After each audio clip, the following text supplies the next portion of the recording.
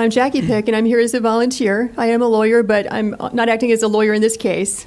I'm just helping out the legal team here.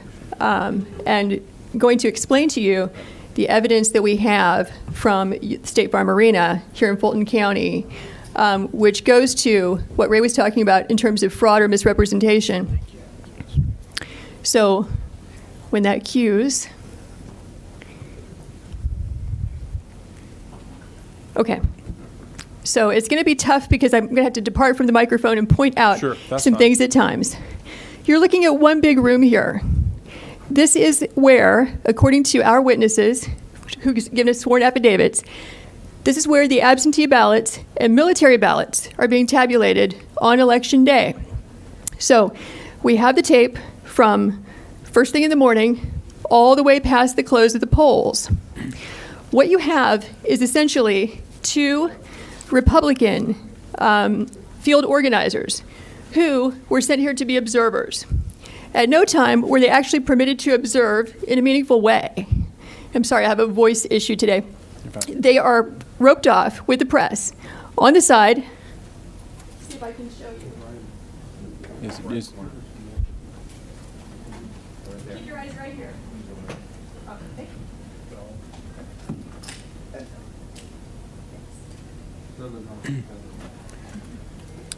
Tell you what you could do to help us out so that everyone can hear who's live streaming.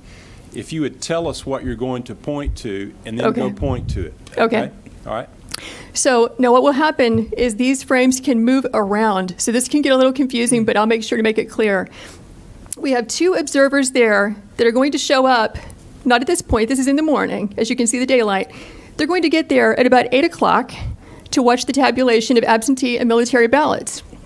But according to their affidavits, at about 10 o'clock, there was one person working the polls who told everyone in the room to leave on the basis they were going to stop counting and return at 8:30 in the morning. So if I can get the frame for approximately 10 o'clock or 10:20-ish.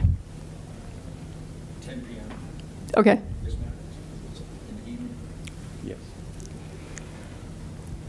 We'll have to come back to the morning for a different reason in just a second.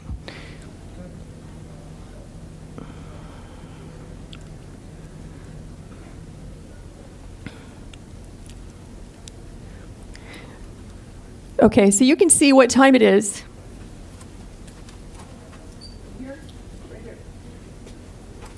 So we're at about 10 o'clock. And what you'll notice is that the workers are present, working, and you have, back in that corner I pointed out to you, the press and the Republican observers.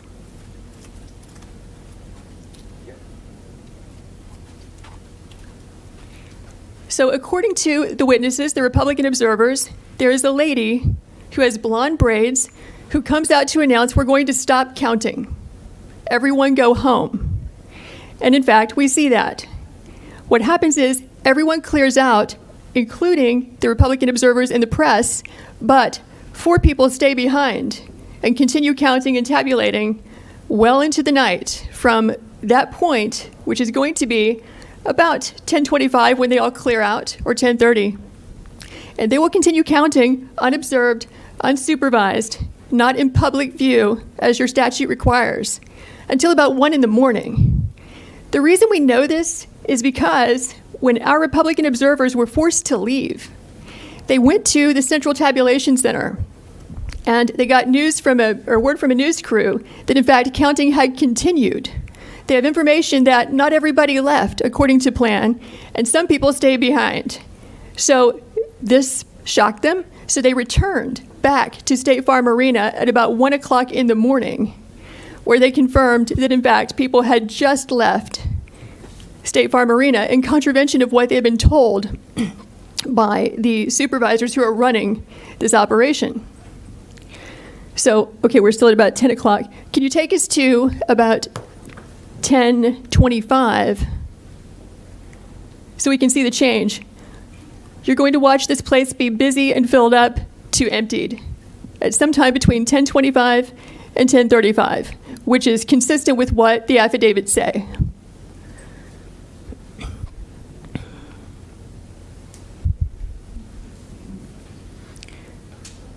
Okay, so 10:25, they're still there. Let's go to 10:35.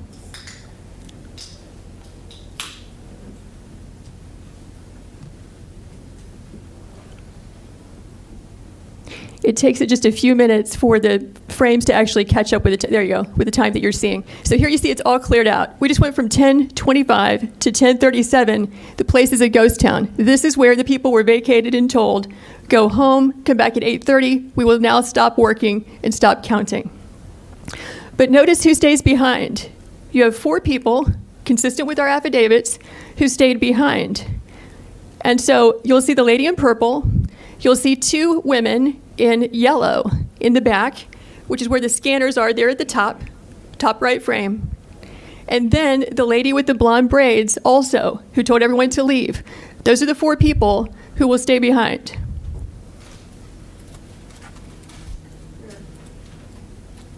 Those 2. Okay. Observer's still there. So the Republican observers said they were the last people to leave State Farm Arena, along with the Fox News crew, accepting those 4 people. So what you're going to see, look at the ladies in yellow. You'll see that they will begin just sitting still, doing nothing, ostensibly not working, because after all, they said they're going to stop counting. They will wait until the witnesses over there in that roped off area, the press and the observers, leave the room. Then you'll see them move into action and begin scanning ballots.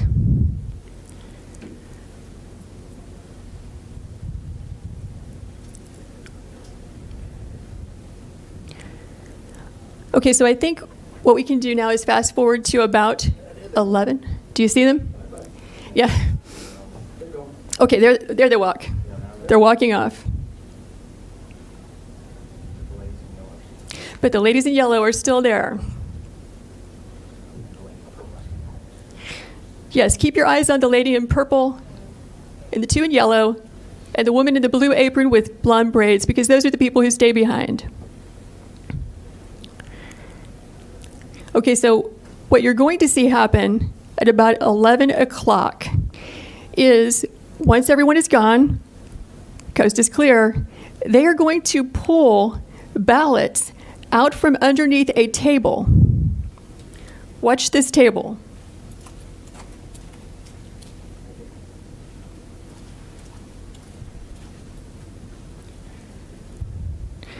So actually this will take a few minutes, but we did not know when we first watched this, okay, is it normal to store suitcases of ballots under a table, under a tablecloth? Is that how they run the place? Maybe this is what they've been doing all day. Maybe this is what they're doing under all the tables. So we went back and watched the video as a team of us. We don't see that. What we see is typically you're going to find ballots, back in this corner, or coming in through a door, and then they get moved and circulated throughout the room. And it can get a little confusing because they have these black containers of ballots. They have the U.S. Postal Service containers. But what we were trying to do when we determined that there were ballots being pulled out from underneath this table is, what was the chain of custody? Where did they come from? Who put them there? When did they put them there? We only reviewed this at about 1 a.m. last night for a couple of hours, so we're going to need about 14 hours to watch it carefully because we fast-forwarded through it several times and could not find that particular frame, but here's what we can tell you for sure. At about 8 o'clock in the morning, we're going to roll this back and show it to you. There you go. So now they're going to start pulling these ballots out from under this table. This table, the black one, was placed there by the lady with the blonde braids at about 8:22 a.m. in the morning. So she put that table there. So the same person who's staying behind now, the same person who cleared the place out under the pretense that we're going to stop counting, is the person who put the table there at 8:22 in the morning. Yeah, I saw 4 suitcases come out from underneath the table.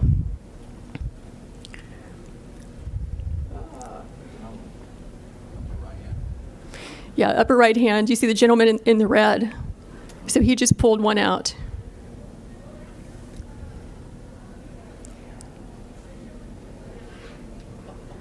So what are these ballots doing there, separate from all the other ballots? And why are they only counting them whenever the place is cleared out with no witnesses? Is the question. So these machines can process about 3,000 ballots an hour. You have multiple machines there, and they're there for 2 hours. So you do the math. How many ballots went through those machines in those 2 hours when there was no one there to supervise, to be present, consistent with your statutes and rules, to supervise the tabulation? We believe that could easily be, and probably is certainly, beyond the margin of victory in this race. Because if it's only 3 scanners working for 2 hours, right, that's 18,000 ballots that went through.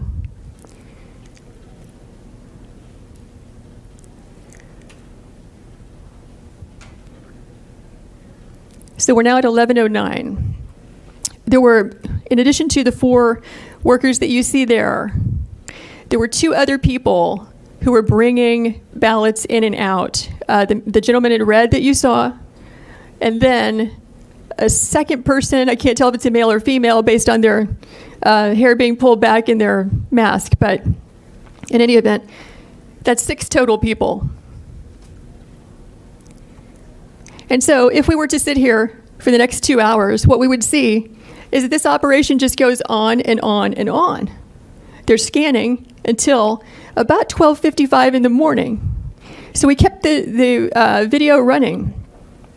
And, we can show you the people who gave us the affidavits reappearing at that time, just as they said, around 1 a.m. to find out, are they in fact counting after they told us they would stop working or not?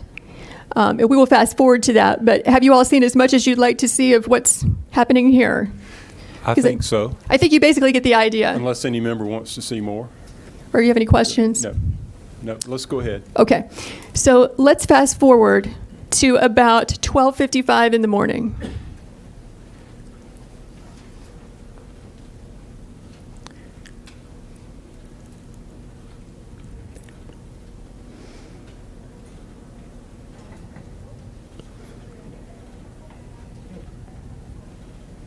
Okay, so it's updated to 12:50. You can see these people are still there, up in the upper right-hand corner.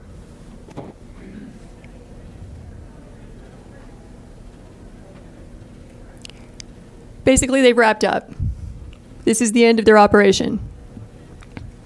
They've now completed about 2 hours of unsupervised tabulation of ballots.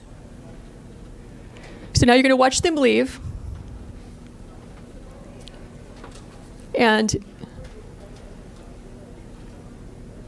let's fast forward to, let's go to 1:30. I think it's between 1:30 and 1:45 is when our 2 witnesses come back. They had to fight through security to get in there, but they did.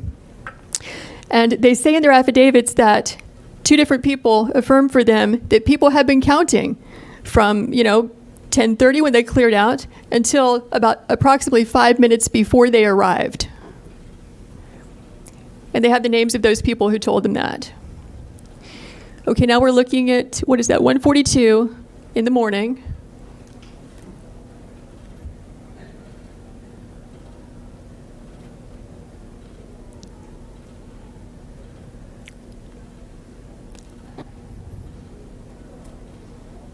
Is there a way to fast forward a bit or make it go a little faster? Okay, there are our guys right there in the lower left-hand corner. So they've now returned to State Farm Arena, having heard from the press that they had continued counting because they wanted to see for themselves if that was really happening, which was a complete contradiction to what they had been told by at least one person from Fulton County who's an employee and spokesperson, and also the lady in the blonde braids we spoke about earlier. And so they see for themselves. And from this, we get the affidavit. I don't know the name of the lady in the blonde braids. They simply gave a description to us, and you can make out clearly who she is based on the people in the film. Lady in the blonde braids, halfway down her back, is the person who yelled out, "Everyone leave and stop counting." I believe Ms. Waller is the spokesperson for Fulton County Elections, who remained behind the other 2 people they don't have names for. They just said they were older women, and one of them had the name Ruby across her shirt somewhere. And that's as much as they know about who those people were. So our guys go in, they look around, they ask a few questions, and they leave. It is from their affidavits that we even knew to ask about this. And you might recall that the press reported there was like a supposed water break or water main break or pipe break or whatever, and that this was an excuse for people clearing out of State Farm Arena. It's not clear from the affidavits I saw whether or not that was the reason given by the election official or whether they gave any reason at all. They just said, stop, we're leaving, we'll be back at 8:30. So I don't know if that was at play here or not. Okay, can we back up to 8:22 a.m. in the morning, same frames, because we wanted to know, when did that table get put there? Who put it there? When did the ballots get put there? Who put it there? Okay, so 8:21. You'll notice the table's not there at all. Here it comes. There's the table going in that we're talking about where the ballots were obscured. That lady who's moving it is the lady with the blonde braids. She's dressed differently in the morning, so it took us a while to figure out that's the same person that you see at night with the blue apron on who's yelling for everyone to leave and who stays behind to help tabulate ballots after they've all left. So I can see that she's the one who chose to place that table there, close to the scanners. And so the video is still under review. We need to spend hours reviewing carefully how those ballots got there. But we can tell you that it appears to be an aberration from how the other ballots were handled in that room throughout that day. So that's the gist of it. Do you have any questions? Any questions? Senator D? Fulton County Chairman Rob Pitts testified in a committee earlier today that the water break occurred at 6:07 a.m. and was repaired by 12:07 a.m. 8:07, 2 hours, 6:07 until 8:07, and that the water main break did not disrupt the work of the whole room. That his example was that if we were counting ballots working in here and the water main break was in the back, or the leak, that we would just simply move out of the way of the leak. But he testified this morning that the leak occurred at 6:07 and was repaired by 8:07 a.m. From what I'm seeing here, I don't see anybody moving around to avoid a leak. No.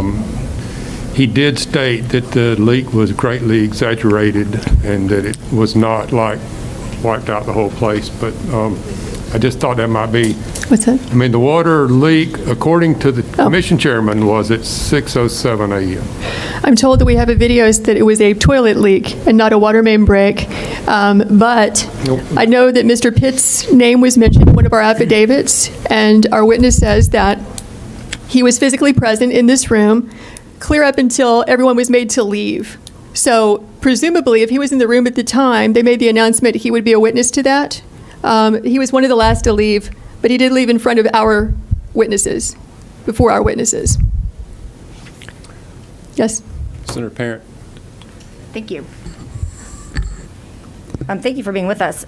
We heard from the Secretary of State's office earlier, just a couple hours ago, that they've investigated this repeatedly, that they had a monitor on site the entire time. And frankly, this has been debunked for weeks by our Secretary of State's office. I doubt he's seen the video. Evidence, then I think the courts will probably be able to handle this once you present your evidence to them. As I'm aware, there have been about 40 lawsuits dismissed already. And according to the law of the state of Georgia, we do not have the power to submit alternate electors. The provision in the law is quite clear at 21-501F. Is there a question? Senator, we'll ask questions. We'll have a time for statements at the conclusion. If we Yeah, my question is, the question is, since this has been debunked repeatedly, what evidence can you give to us that counters what our elections officials have presented us with only an hour ago. You just saw it. Your officials need to watch the video. What about the fact that they say that they had a monitor there the entire time? I can't speak for them. Well, thank you. They did not have the video. They said they had a monitor the whole time. Be quiet. You're Okay. looking at the room. There's no Secretary of State. Then maybe we should invite them back in. All right, well, we may need to do that.